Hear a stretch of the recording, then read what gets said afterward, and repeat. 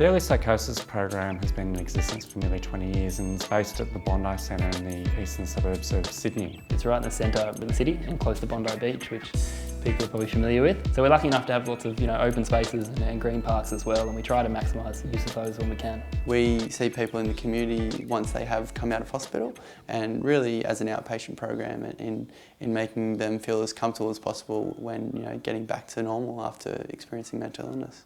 The Early Psychosis program is really an attempt to get in early with young people at the very onset of their psychotic illness and make sure that they get the best treatment from the very beginning.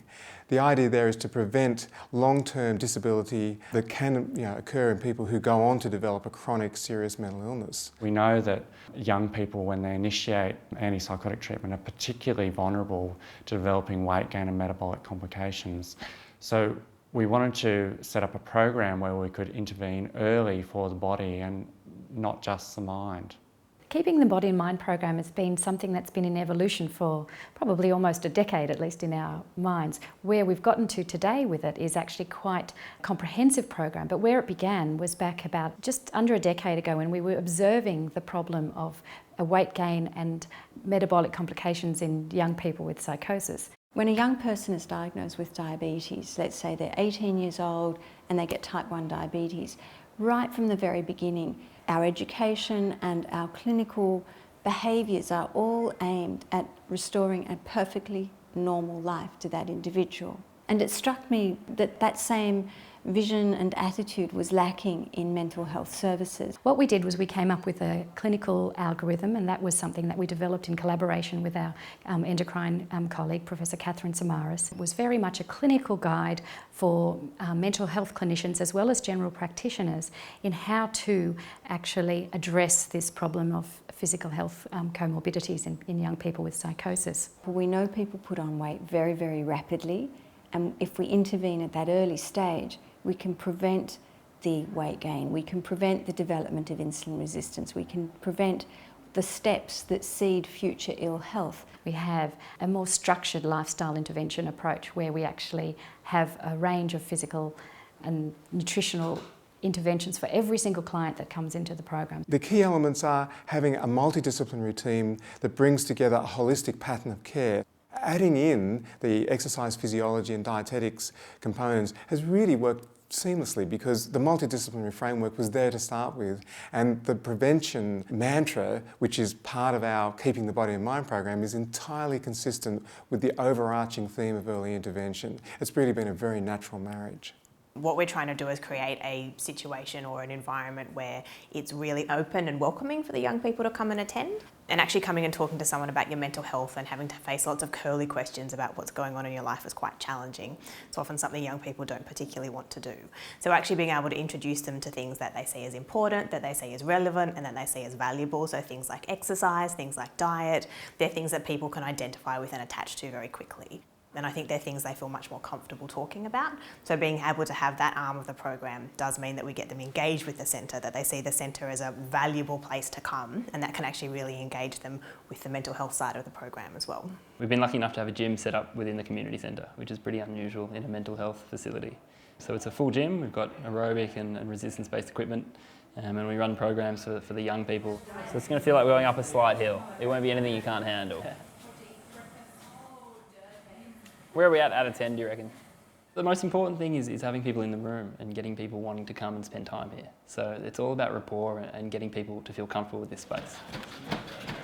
I've been coming here since about July, August, doing pretty much a program for one of the exercise physiologists. Mentally, I found it was just a good way to clear my head and gave me something to focus on too. It showed me that if I could fulfill this goal here, then I'd set other goals in other areas of my life, and it'd help with that too. We've got the ideal program that we need to do from a physiological perspective in terms of improving their health. But really we've got to start where they're prepared to start. If someone comes in and doesn't want to touch a treadmill or is scared of a treadmill, we're not going to say, you have to go near that. We say, this is all about you. And it really is about, recovery and client-centred approach. If a client wants to do something, we do everything we can to make it happen. Mate, I was just seeing if you're interested in coming into the gym this afternoon. We've got a circuit group going this afternoon from 12 o'clock to 1 o'clock. I've been coming for over a year now. I adopted what I learnt here and took it home and did a few things there. But I notice when I'm at home, I get a bit lazier. So that's why I started coming back. I feel revived, definitely. I feel like I've done something worthwhile.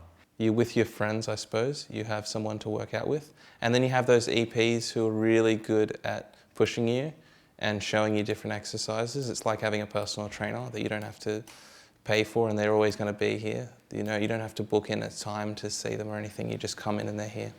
When someone comes to us in the program, we like to get in straight away and help them out with their lifestyle. And the good thing for me is I get to teach them through set nutrition educational modules. So not actually set them on any specific diets, but actually teach them and give them the tools that they need to be able to make the right lifestyle choices. Most people don't know how to cook. And to get in a group together to cook is really helpful because you're in an environment where you're safe to learn. It's very educational because we go and we sort of choose a healthy recipe together with the young people. Then we go down to the shops and we do education about what kind of ingredients you need to pick. And then we come back and we cook this meal together. And I think the best part of it is we sit around like a family talking together. I think the young people really, really enjoy it. And they don't realise they've had all this sort of dietitian education snuck in there as well. Now what you have to do is put the lid on and just shake it, and make sure the lid's tight, and then you're just going to shake it and get it all mixed in together.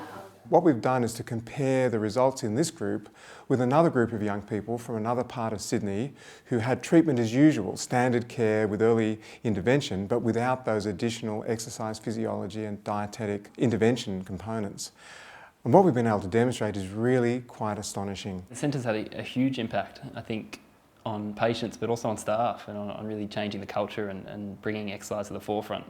And really, you know, our goal here is that exercise and also diet interventions just become part of routine care for mental illness.